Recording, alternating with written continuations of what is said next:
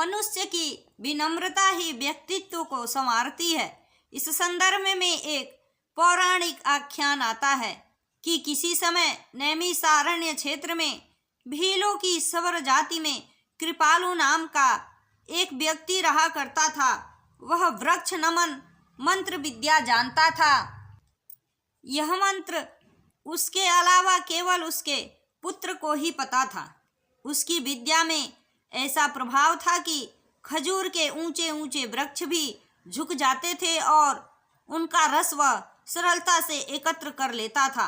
एक बार महर्षि वेदव्यास ने उसको उस विद्या का प्रयोग करते देख लिया।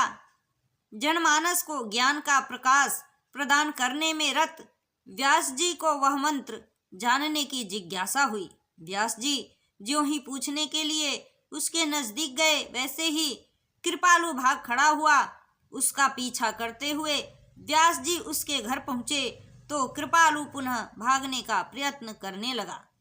व्यास जी को अनुभव हो गया कि कृपालु उन्हें निराश भी नहीं करना चाहता है और उन्हें मंत्र भी नहीं देना चाहता, इसीलिए वह उनका सामना करने से कतरा रहा है।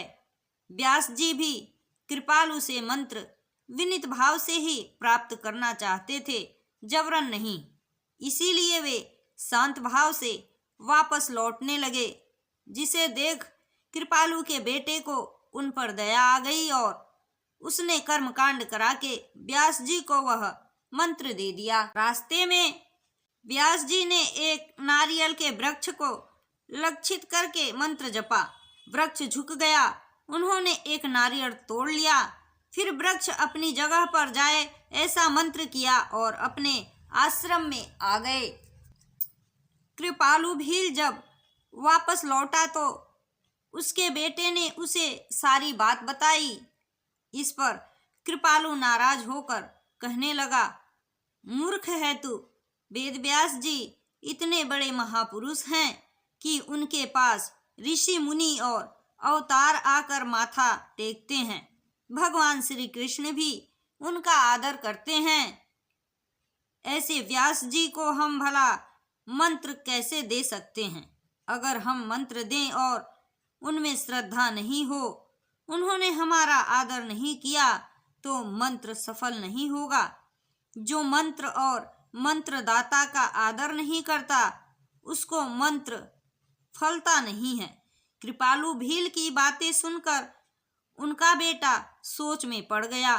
कुछ दिनों के बाद भील पुत्र वेद व्यास जी के पास मिलने गया तो व्यास जी ने अपने आसन से उठकर उसका सत्कार किया एवं उसे गुरु की तरह सम्मान दिया। घर जाकर उसने अपने पिता को वेद व्यास जी द्वारा किए गए सत्कार का सारा घटनाक्रम सुनाया। इस पर कृपालु ने कहा, सचमुच व्यास जी महान हैं। इतनी विनम्रता महान पुरुषों में ही हो सकती है। महाभारत के रचयिता पुराण पुरुष महर्षि वेद व्यास जब एक साधारण ज्ञान को प्राप्त करने के लिए विनम्रता का परिचय देते हैं तो यह उनकी महानता को ही दर्शाता है। मित्रों, विनम्रता वह सद्गुण है जिसके होने पर व्यक्ति के अंदर अन्य सद्गुण स्वतः ही विकसित होने लगते हैं। जबकि जब व्यक्ति को अहंकार होता है तो वह अपने अहंकार की रक्षा करने के लिए कैसे भी दुर्गुणों को अपनाने से नहीं चूकता।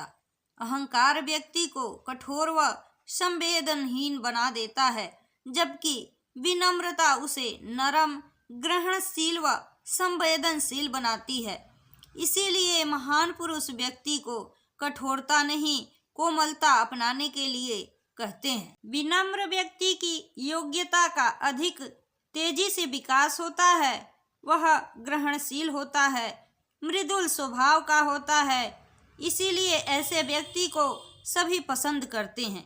गोस्वामी संत तुलसीदास जी ने लिखा है कि प्रभुता पाई काहि मद नाही, अर्थात किसी भी तरह से धन, पद, सत्ता या विद्या पाते ही आदमी के अंदर अभिमान पैदा हो जाता है कि वह सबसे बड़ा है। जबकि व्यक्ति यह समझ लेता है कि धन संपत्ति हमें भगवान की कृपा से प्राप्त हुई है और हम उस संपत्ति के स्वामी नहीं हैं, तभी हम अहंकार से बच सकते हैं।